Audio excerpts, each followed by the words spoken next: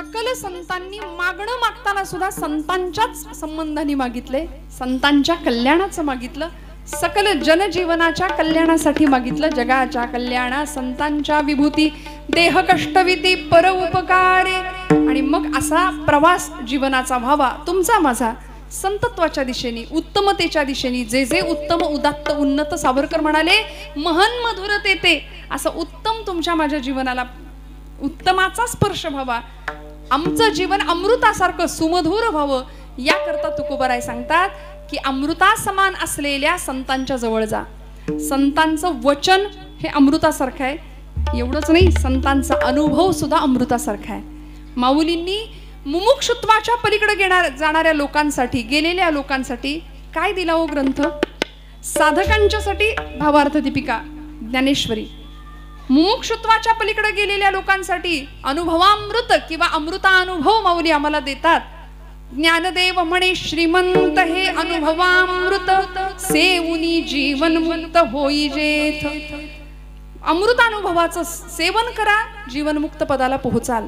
आणि जीवनमुक्तीचा क्रम एकीकडे आद्य जगद्गुरु आचार्य सुद्धा आम्हाला सांगतात. कसा जीवनमुक्तीचा प्रवास आमचा सुकर होईल बघा. सत्संगत्वे निसंगत्वम, निसंगत्वे निर्मोहित्वम, निर्मोहित्वे निश्चलत्वम, निश्चलत्वे जीवनमुक्ती. सत्संग करा म्हणाले. सत्संग केल्यामुळे काय होईल? निसंग व्हाल. निसंग केल्यामुळे काय होईल? निर्मोही व्हाल. निर्मोही अवस्था प्राप्त झाली की निश्चल अवस्था प्राप्त होते. आणि मग निश्चल अवस्था प्राप्त झाली की आम्ही जीवनमुक्त पदाला जाऊन पोहोचतो. न धरी रे संग राही रे निसंग,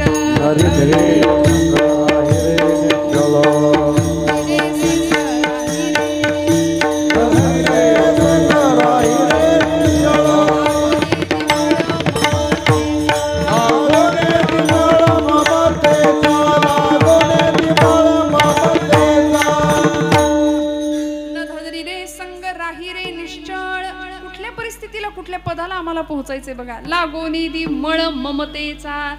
जीवन निर्लेप असावं, निरामय असावं, निष्काम असावं आणि निरपेक्ष असावं. विठ्ठल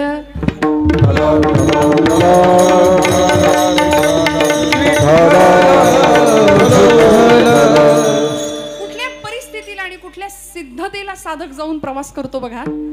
आचार्य जगद्गुरु शंकराचार्यांनी निर्वाण षटक लिहिलं.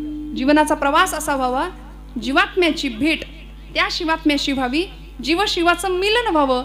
आचार्यांचं म्हणणं आहे. मग येणारा अनुभव कसा असतो? अहम निर्विकल्पो निराकार रूपो विभुर्व्याप्य सर्वत्र सर्वेंद्रियाणि सदावे समत्वं न मुक्तिर्न बन्धनं चिदानंद रूप शिवोऽहं शिवोऽहं चिदानंद रूप शिवोऽहं शिवोऽहं. न मे मृत्युशङ्का न मे व्याधि भेद पिता नैव मेनैव माता न बन्धुर्न मित्रं गुरुर्नैव शिष्यः चिदानंद रूप शिवोऽहं शिवोऽहं चिदानंद रूप शिवोऽहं शिवोऽहं. या तत्वापर्यंत तुमचा माझा प्रवास गेला पाहिजे शेवटच्या क्षणाला. बघा, इथं असलेल्या प्रत्येकाला, किंबहुना मानवी जीवनालाच येणाऱ्या प्रत्येक जीवाला, मनुष्य म्हणून जो जो जन्माला आलाय ना, त्याला इथून जाताना एक वाउचर देऊन जायचे. कुणाला? कुणाला? देवाला. जागेत ना सगळे? कुणाला द्यायचं वाउचर? मंडळाला, हनुमान मंडळाला. ते तर द्याच तुम्ही, ती पावती द्याच. पण एक वाउचर द्यायचंय जे अर्जुनाने दिलं भगवंतांना. काय झालं होतं त्याच्या बाबतीत? ज्यावेळी हातपाय गळून गेले, सिदंती मम गात्राणी मुखंच परिशुष्यती अशा अवस्था झाली, त्यावेळी भगवंत त्याला म्हणतात, आता थांबायचं नाही, उठ, उचल धनुष्य आणि तुझं क्षत्रियत्व सिद्ध कर. हतो वा प्राप्स्यसि स्वर्गम जित्वा वा भोक्षसे महिम तस्मात् हे कौंतेय उत्तिष्ठ युद्धाय कृत निश्चय. उठ म्हणले, आता बसायचं नाही. पण मग त्याच्याकरता, त्याच्या मनाची अवस्था निर्माण करण्याकरता 18 अध्यायी गीता भगवंत सांगतात अर्जुनाच्या निमित्ताने, तुम्हाला मला सुद्धा. शेवटच्या अध्यायामध्ये अर्जुनाची ही अवस्था होते, देवा आता मी युद्धाला तत्पर आहे. नष्टो मोह स्मृतिर्लब्धा त्वत्प्रसादान् मया च्युतः स्थितोस्मि गत संदेह करिष्ये वचनं तव। सगळ्या गाठी सुटल्या संदेहाच्या, आता काहीच नाही उरलं, आता कर्तव्य तत्पर झालो, कर्तव्याला प्रवृत्त झालो, आता तू म्हणशील तसं करिष्ये वचनं तव। म्हणून तर भगवंत सांगतात सर्व धर्मान् परित्यज्य मामेकं शरणं व्रज। जो त्याला शरण गेला तो उत्तमात उत्तम होतो। म्हणून तर अर्जुनासारखा सखा भगवंत आपला म्हणतात। संतांनी या सगळ्या भक्ती तत्वांची ओळख तुम्हाला मला साध्या सोप्या भाषेत करून दिली। बर त्याकरता फार कुठं जंगलात जायची गरज नाही म्हणाले। लोकसंस्कृतीचे सगळे पाईक आमच्या दारात आणून दिले, दिले की नाही? सकाळी उठल्याबरोबर आमच्या दारात येतो, दान पावलं दान पावलं वासुदेवाला दान। तुम्ही आतून आठवत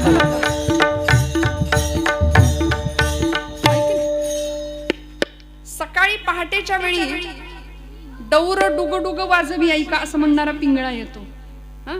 त्यानंतर लोकसंस्कृतीचे पाईक एखादा गोंधळी संबळावरची थाप कडाडतो आणि गोंधळी येतो आमच्या दारात। नाथांचा गोंधळ त्याच्या मुखात असतो। एखादा कोल्हाटी असतो डोंबाऱ्याचा खेळ खेळणारा, दोरावरनं ती मुलगी चालत असते आणि त्याच्या मुखामध्ये आम्ही कोल्हाटी कोल्हाटी सोहम शब्दे बोलती, त्याच्या मुखात भगवंताचंच नाम असतं। किंबहुना नाथांनी इतकं सोपं करून हे भक्ती तत्वज्ञान आमच्यापर्यंत आणून दिलं। बघा ना, कुठेही काही जायची गरज नाही। उत्तम प्रपंच करून सुद्धा आमच्या घरामध्ये उत्तम परमार्थ घडवू शकतो आणि देव आम्ही घरात आणू शकतो। आमचं असं झालंय, आमच्या घरात देव सोडून सगळं आहे, देव नाहीये। प्रपंचामध्ये सगळं बाकी मागतो आम्ही, आम्ही देवाला नाही मागत, देवाकडून सगळं मागतो, देव नाही मागत। इथे आम्ही चुकतो। संतांनी देव मागितला का? देव मागितला कारण देव कळला, देव दिसला, दिसला ना, म्हणून तर जीवन अमृतासारखं बनलं। निवृत्तीनाथांचा गोड अभंग आहे। रवींद्रनाथ टागोरांना हा अनुभव प्राप्त झाला, आमच्या ज्ञानोबा माऊलींना हा अनुभव प्राप्त झाला। देखिला देखिला गे माये देवांचाही देव, फिटला संदेह निमाले दुजे पण। द्वैत संपलं, अद्वैताचा साक्षात्कार झाला आणि आम्ही तुझ्यापासून वेगळे नाही। आम्ही कोण आहोत? आम्ही चकोर हरिचंद्रमा, आम्ही चकोर हरिचंद्रमा।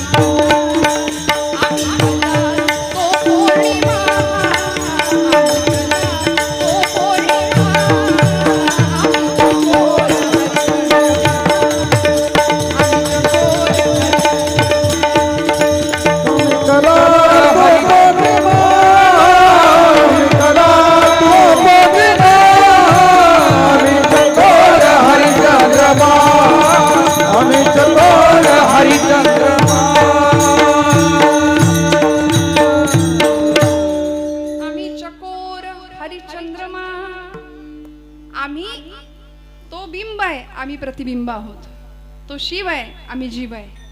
आम्ही चकोर हरिचंद्रमा। इतका सुंदर भेद आम्हाला सांगितला निवृत्तीनाथांनी। जैसा बाहिजू भीतरी हरी, बिंबी बिंबला एक सूत्री। आम्ही चकोर हरिचंद्रमा। मग असं आम्ही प्रतिबिंब आहोत त्याचंच ना, बस म्हणाले आम्हाला त्याची ओढावी। लहान मुलाला आई काय शिकवते हो? देवासारखा वाघ, देवासारखा बस। देव या शब्दामध्ये दिव हा धातू आहे आणि दिव म्हणजे प्रकाश। जीवनामध्ये प्रकाश असावा, जीवनामध्ये चैतन्य असावं। संतांनी ते चैतन्य सगळ्या सृष्टीत शोधलं। या उपाधी माझी गुप्त, चैतन्य असे सर्वत्र, ते तत्वज्ञ आणि संत स्वीकारिते। म्हणून तर इंद्रियांना अगम्य असलेला परमेश्वर, मी तुम्हाला या इंद्रियांना त्याचा भोग घडवून आणीन, ही प्रतिज्ञा, क्रांतिकारक प्रतिज्ञा माऊली ज्ञानेश्वरी मध्ये करतात। या कारणे मी बोलेन, बोली अरूपाचे रूप दावीन। अतींद्रिय परिभोगविला इंद्रिया करवी. अतींद्रिय असलेला परमात्मा मी या इंद्रियांनी त्याचा भोग घेईन. घेतला का नाही तुकोबरायांनी? घेई घेई माझे वाचे गोड नाम विठोबाचे. वाचनी काय करायचं सांगून दिलं. डोळे तुम्ही घ्या रे सुख पहा विठोबाचे मुख. आता ज्याचा त्याचा प्रश्न आहे, डोळ्यांनी काय करायचं, वाचनी नेमकं काय करायचं, पायांनी कीर्तनालाच यायचं की आणखी कुठं जायचंय, हा ज्याचा त्याचा प्रश्न आहे. हातांनी सत्कर्मच करायचं की दुष्कर्म करायचं, हा ज्याचा त्याचा प्रश्न आहे. पण संतांनी तुमच्या माझ्या जीवनाचं उत्थान सांगत असताना मार्ग आखून दिला. त्या मार्गावरून चाला. तुमचं जीवन अमृतासारखं झाल्याशिवाय राहणार नाही. अमृताची फळे अमृताची वेली तेची पुढे चाली बीजाची. म्हणून संतांचा अनुभव अमृतासारखा होता. त्या अनुभवाच्या जोरावरच अनेक महापुरुष घडले या देशाला. मी मगाशी नाव घेतलं, ज्यांच्या नावाचा उल्लेख केला, स्वामी विवेकानंद. लहानपणीचं नाव होतं नरेंद्र. बरं का? काय असते अमृताची वेल बघा. आणि मग त्या शुद्ध वेलीच्या पोटी शुद्ध अमृत तत्वा समान असलेलं फळ कसं जन्माला येतं. वाढदिवसाचा दिवस होता त्या लेकराचा. आता आपल्याकडे वाढदिवस कसा साजरा करतात हे ज्याचं त्याला माहिती. म्हणजे पुण्यात तर आम्हाला घर कमी पडतं, ते रस्त्यावर वाढदिवस करायला लागलेत आता. इकडं तसं असतं का? नाही ना. गाडीवर, रस्त्यावर. अहो काहींच्या माना अशा हलतायत, काहींच्या माना अशा हलतायत. ठरवा एकदा. कारण संस्कृती इतकी रसातळाला चालली की आम्ही औक्षण करून वाढदिवस साजरा करायचा असतो हे विसरलो.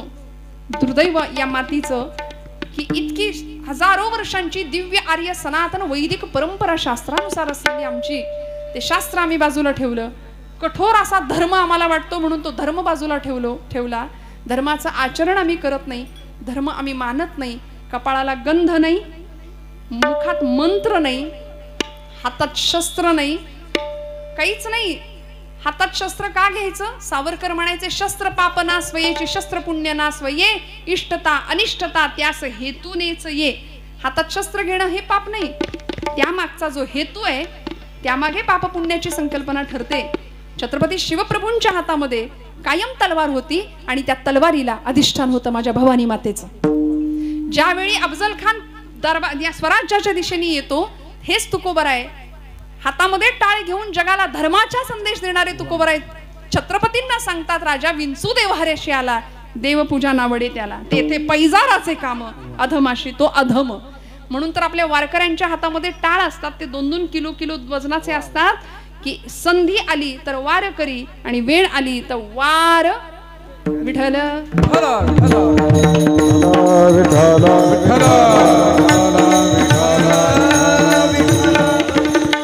प्रवास ऊर्ध्वगामी दिशेने व्हावा असं जर वाटत असेल ना, जीवनाचं अधपतन व्हावं नाही व्हावं असं जर वाटत असेल ना, ते इथं आणा. मी हात जोडून आपल्या माता भगिनींना, पुरुष वर्गाला, बंधू वर्गाला सांगते, लेकरांना कीर्तनात घेऊन या. काळाची खूप मोठी गरज आहे. माझे गुरुजी म्हणतात, इथं येऊन कार्टी झोपली तरी चालतील, कारण झोपेत जे ऐकतील ते चांगलं असेल आणि घरी जागेपणी जे बघतील ते वाईट असेल टीव्हीवर. त्यामुळे आज असं एकही दृश्य नाही की आपण सगळ्यांनी मिळून एका कुटुंबाने बघून टीव्हीवर बसून बघावं, असं एक दृश्य नाहीये टीव्हीवर, वस्तुस्थिती आहे. त्यामुळे धर्माचं शिक्षण जर घराघरात देता येत नाही ना आम्हाला, तर अशा धर्म मंडपात लेकरांना घेऊन या. कायम त्याची सवय लागावी, तर आमची लेकरं अमृतासारखी घडतील आणि संतांना अपेक्षित असलेला समाज घडेल. अमृताची फळे अमृताची वेली तेची पुढे चाली बीजाची. या बाळाचा वाढदिवसाचा दिवस होता. 5 वर्षाचं लेकरू झालं. वडिलांचं नाव होतं विश्वनाथ बाबू दत्त. कलकत्ता हायकोर्टाचे सुप्रसिद्ध वकील होते ते. आणि आईचं नाव होतं भुवनेश्वरी माता. लेकराचा वाढदिवस 5वा. आईनं छान औक्षण केलं. सगळी मित्रमंडळी जमली आहेत आणि पोरांच्या मध्ये चर्चा सुरू झाली. वाढदिवसा दिवशी चर्चा छान रंगली आणि एकाने विचारलं, तू मोठेपणी कोण होशील रे? बघा, लहान मुलांची चर्चा आहे. आता आमची पोरं काय चर्चा करतात हे ज्याचं त्याला माहिती. तू मोठेपणी कोण होशील रे? दुसऱ्याने उत्तर दिलं, माझे वडील डॉक्टर आहेत, मी मोठा झाल्यावर डॉक्टर होणार. पुढचा म्हणाला, अरे तू मोठेपणी कोण होशील रे? माझे वडील इंजिनियर आहे. म्हणाला, मी इंजिनियर होणार. तिसरा म्हणाला, माझे वडील शिक्षक आहेत, मी शिक्षक होणार. आता या पठ्ठ्यावर पाळी आली आणि याला विचारलं, तू कोण होशील रे मोठेपणी? आणि त्यांनी नेमकं उत्तर दिलं, याचे वडील कलकत्ता हायकोर्टाचे वकील होते आणि हा म्हणला, मी घोडे हाकणारा बग्गीवाला होणार आहे, टांगेवाला होणार आहे म्हणे. सगळी पोरं हसायला लागली. वडील कलकत्ता हायकोर्टाचे वकील जज आहेत सुप्रीम कोर्टाचे, आणि हा टांगेवाला होणार, टांगेवाला बग्गीवाला होणार, घोडा हाकणार. आता वडिलांनी काय करायला पाहिजे होतं? इथे आजचे आई वडील असते तर लेकराला एक वाजवून सांगितलं असतं, कारट्या तुला कळतंय का, मी वकील आणि तू टांगेवाला होणार. मुलांवर आम्ही अपेक्षा आमच्या खूप लादतो. बघा महापुरुष कसे घडले. भुवनेश्वरी मातेनी आणि विश्वनाथ बाबू दत्तांनी आपल्या लेकराला जवळ घ्यावं, गोड भाषेत सांगावं, लेकरा तुला टांगेवाला व्हायचंय ना? हो. का बरं त्याला व्हावं असं वाटलं? याचं कारण होतं, कारण इंग्रजांची सत्ता भारतावर, इंग्रजांचा वेश सुटाबुटाचा होता. वडील कोर्टात जातात तो सुटबुट घालूनच जातात. ज्या गाडीत बसून जातात, आजही उत्तर प्रदेशामध्ये आपण गेला कलकत्ता भूमीमध्ये तर बग्गी म्हणतात त्याला, टांगा गाडी, घोडा गाडी असते ती. बसणारा माणूस त्याच्यामध्ये जो यजमान असतो तो असा थोडा खाली उंचीनी असतो आणि जो घोडा हाकणारा आहे तो असा वर असतो. कोचमन हा शब्द आहे त्याला, कोचमन. त्याच्या हातामध्ये चाबूक असतो, घोड्याला हट केलं की तो घोडा सुसाट धावत सुटतो. अशी ती टांग्याची घोड्याची गाडी. त्या गाडीने त्याला, ती गाडी त्याला फार आवडायची. हातामध्ये चाबूक घेऊन घोड्याला मारायचा आणि टांगा पळवायचा. तो म्हणाला टांगेवाला. लाल त्याचा वेश असायचा, सुरवार झब्बा लाल.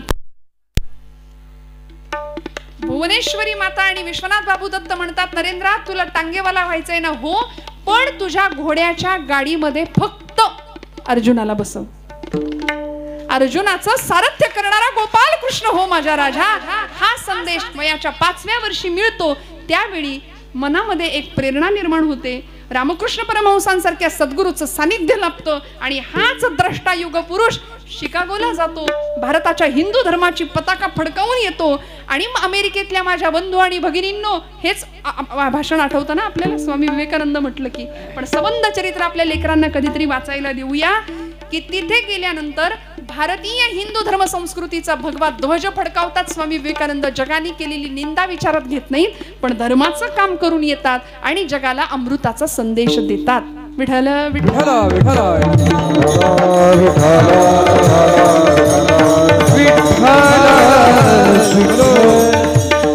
मग तुमचं माझं जीवन अशा अमृताच्या दिशेने घडायचं असेल म्हणून आपल्या लेकरांना उत्तम वाचन संस्कृती द्यावी, उत्तम वाचायला लिहायला बोलायला शिकवावं. परवा मी एका मुलाला विचारलं, तुला हरिपाठ माहितीये का? बरं का, कॉन्व्हेंटची पोरं आहेत आता, कुठल्या माध्यमात घालावं माझं काही म्हणणं नाही, कुठेही घाला, पण आपलं मूळ संस्कार मात्र त्यांच्याकडे राहू द्यात. तू काही वाचतोस का म्हटलं, चांगलं काही पुस्तक एखादं काही वाचतो का? तो म्हणला नाही ताई, माझं ट्विटरवर अकाउंट आहे, फेसबुक वापरतो, चॅटिंग करतो, व्हॉट्सअपवर अकाउंट आहे माझं, मी सगळं करतो. म्हणाले मला वेळच नाही वाचायला. म्हटलं तू वाचत नाही? म्हणला नाही. म्हणलं आता तू वाचत नाही. आपल्याकडं म्हण आहे, वाचाल तर वाचाल. परिस्थिती माणसाला घडवते किंवा परिस्थिती माणसाला बिघडवते. आपण म्हणतो ना, आमच्या काळी आम्हाला खूप करायचंय, आम्ही खूप मोठे झालो असतो, पण आमच्या काळी परिस्थिती नव्हती. हे सगळ्यात मोठं कारण आहे. मला सांगा, ज्ञानोबांना किती प्रतिकूलता होती हो, तुकोबरायांच्या मागे किती प्रतिकूलता होती. डॉक्टर बाबासाहेब आंबेडकर, भारतरत्न, या देशाला राज्यघटना देणारे एक महान नेते, का किती प्रतिकूलता होती. रस्त्याच्या लाईट समोर अभ्यास केला, पण अमृतासारखं जीवन घडवलं. अनेकांना मार्गदर्शन दिली, अनेकांना प्रेरणा दिली. जिजाऊ आईसाहेबांच्या समोर चारही बाजूंनी यवनांचं आक्रमण आहे, प्रचंड यातना, प्रचंड प्रतिकूलता आजूबाजूला आहे. आमचे सातारचे ब्रह्मचैतन्य गोंदवलेकर महाराज आहेत, ते म्हणतात, प्रपंचातली प्रतिकूलता परमार्थातली अनुकूलता ठरत असते. विठ्ठल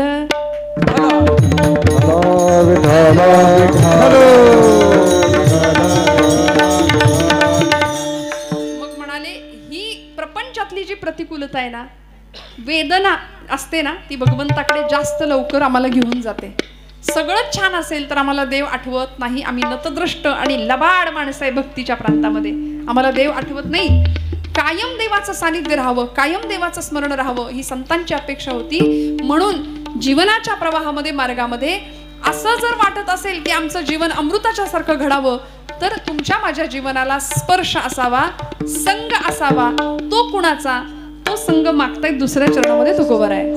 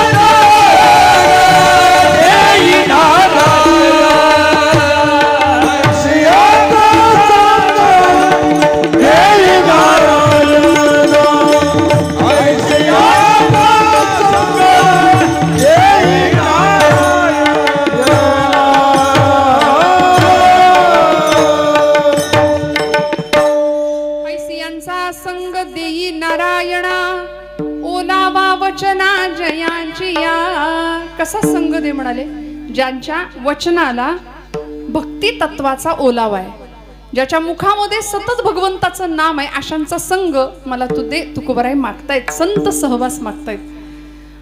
काय घडतं, काय असतात संतांचे शब्द? ओलावा वचना जयाचिया. म्हणले शब्द ओले असतात का? शब्द ओले कसे करायचे? भिजवायचे का पाण्यात? कसं बोलायचं? साच आणि वाळ, मौलीने सांगून दिलं, मी तुले आणि रसाळ. शब्द जैसे कल्लोळ अमृताचे. अमृतासारखे शब्द सुद्धा संतांचे आहेत. किती मवाळ. आज तुमच्या माझ्या गळ्यात माळ आहे, पण जरा राग आला की भस्कन याच्या अंगावर त्याच्या अंगावर आम्ही ओरडतो. कपाळाला बुक्का आहे पण पथ्य नाही सांभाळत. जेणे विठ्ठल मात्रा घ्यावी तेणे पथ्य सांभाळावी. काय पथ्य आहे? गळा माळ शोभे आत्मरूप शांती, भक्ती भाव दोन्ही धरू टाळ हाती. टिळा विरक्तीचा कपाळा आम्ही विठ्ठलाच्या भजनात झालो. एक तारी संगे एक रूप झालो, एक तारी संगे एक रूप झालो. आम्ही विठ्ठलाच्या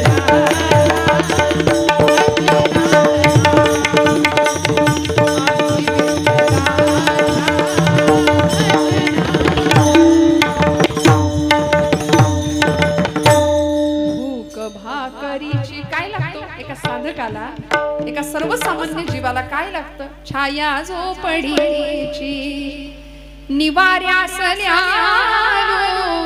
गोधडीची, माया मोह सारे उगाळो प्यारो. आम्ही विठ्ठलाच्या भजनात. मग म्हणाले, असं जर भगवंताच्या नामामध्ये रंगायचं असेल तर संगात कुणाच्या बसावं? ऐसी यांचा संग देई नारायणा. दुर्जनांचा संग केल्यानंतर जीवनाचं अधःपतन झाल्याशिवाय राहत नाही. आज कितीतरी मंडळी आपण बघतो पारापारावर, कट्ट्या कट्ट्यावर, चौका चौकामध्ये हातात पत्ते, आणि या देशात क्रांती झाली पाहिजे अशा क्रांतीच्या गप्पा मारणारी माणसं. गणपतीच्या मंडळामध्ये गणपती स्टेजवर असतो, पडद्याच्या मागे दुर्दैवाने या महाराष्ट्रात पत्त्यांचे डाव रंगतायत.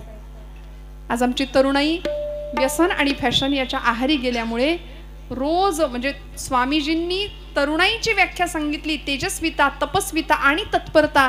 हे 3 गुण ज्याच्याकडे त्याला म्हटले तरुण. दुर्दैवानी आजचा तरुण संध्याकाळ झाली की धरून आणावा लागतोय. ही परिस्थिती आहे. आपल्याला हसायला यावं, विनोद आहे म्हणून मी नाही सांगत आहे, पण अनेक ठिकाणची ही उदासीनता पाहिली ना. शरीर नावाचं उपकरण आहे, व्यसन त्यामध्ये टाकलं की त्या क्षणी ते यंत्र गंजायला सुरुवात होते. हे आम्हाला कळावं. आणि मग जीवनाचं खरं उत्थान कशात आहे? कुणाच्या संघामध्ये बसावं, कसा संघ करावा, काय होणार आहे? ऐसी यांचा संग देई नारायणा, ओलावा वचना जयांची. काय होतं सत्संगामुळे? महाराज म्हणाले, होका दुराचारी विषयी आसक्त, संत कृपे त्वरित उद्धरती. पाप ताप दैन्य जाई विठा उठी, जाहलिया भेटी हरिदासांची. अनेक फायदे फक्त सत्संगतीचे, संतांच्या सहवासाचे. कारण वचन असं आहे ना की त्यामध्ये फेरफार नाही. शास्त्रकार म्हणाले, उदयती यदि भानु पश्चिमे दिग्विभागे, प्रचलती यदि मेरु शीतताम याति वह्निः, विकसति यदि पद्मं पर्वताग्रे शिलायां, न भवति पुनरुक्तं भाषितं सज्जनानां. उदयती भानु पश्चिमे दिग्विभागे म्हणाले, सूर्य एक वेळ पश्चिमेला उगवेल. विकसती यदि पद्मं पर्वताग्रे शिलाया. एखाद्या कमळाचं फूल खडकाळ जमिनीवर सुद्धा उगवेल. चिखलात उगवणारं कमळ एखाद्या खडकावर उगवेल. शीतताम याति वह्निः, अग्नीचा स्पर्श कदाचित थंड होईल. मेरू पर्वत अचल आहे पण तो चल होईल, हलायला लागेल. पण संतांचे शब्द कधी बदलत नाहीत. जगाच्या कल्याणाचीच कामना करणारे संत कधीच बदलत नाही, कारण भाषेला गोडवा आहे. आज विद्वानांची भाषा समाजाला प्रभाव टाकते, बरोबर आहे. एखाद्या प्रतिभावंताचं व्याख्यान ऐका, विद्वानाचं प्रवचन ऐका, ते आम्हाला प्रभावित करतं. पण संतांची भाषा अशी आहे की ती आम्हाला प्रभुभावित करते. विद्वान मेंदूची भाषा बोलतात, संत हृदयाची भाषा बोलतात. विद्वानाला अर्थ पाहून बोलावं लागतं, संत बोलतील त्याला अर्थ प्राप्त होतो. विठ्ठल विठ्ठल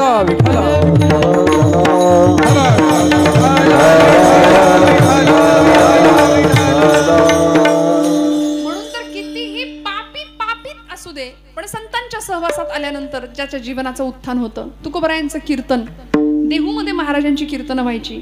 पंचक्रोशीमध्ये गाथा तरल्याचा अनुभव सगळ्यांनी घेतला, साक्षात्कार घेतला, तुकोबरायांचा अधिकार कळाला. आणि मग धन्य तुकोबा समर्थ तेने केला हा पुरुषार्थ, किंवा सच्चिदानंद रूपाची मूर्ती असलेल्या तुकोबरायांची अभिव्यक्ती समोर जगाला सगळ्यांना दिसली. आणि तुकोबरायांची कीर्तनं देहूमध्ये व्हायला लागली. देहूतच नाही तर लोहगावात सुद्धा तुकोबराय कीर्तनाला जायला लागले.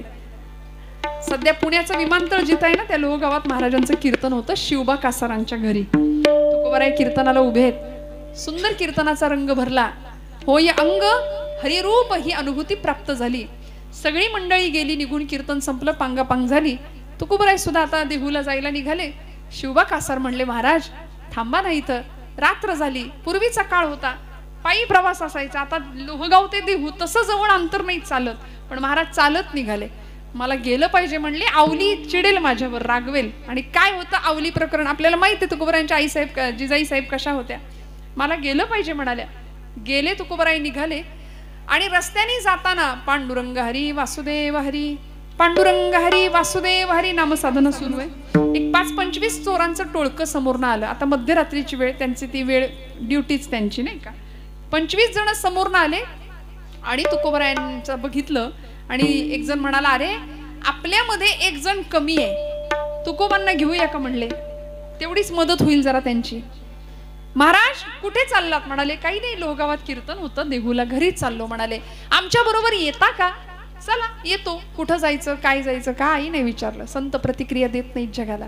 शांत, स्वतःच्या आत्मसुखामध्ये रममाण असलेले संत.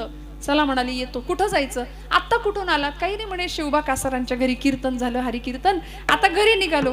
त्याच घरात चला म्हणाले परत. शिवबा कासारांच्या घरी सगळ्या चोरांनी तुकोबरायांना न्यायला लावलं. महाराज तुम्हाला वाडा माहितीये का कुठे आहे. हो म्हणे, वाडा माहितीये. कुठे आहे ते. दार उघडायचं कसं माहितीये का. सगळं माहितीये म्हणाले. सगळ्यांना आत घेऊन गेले.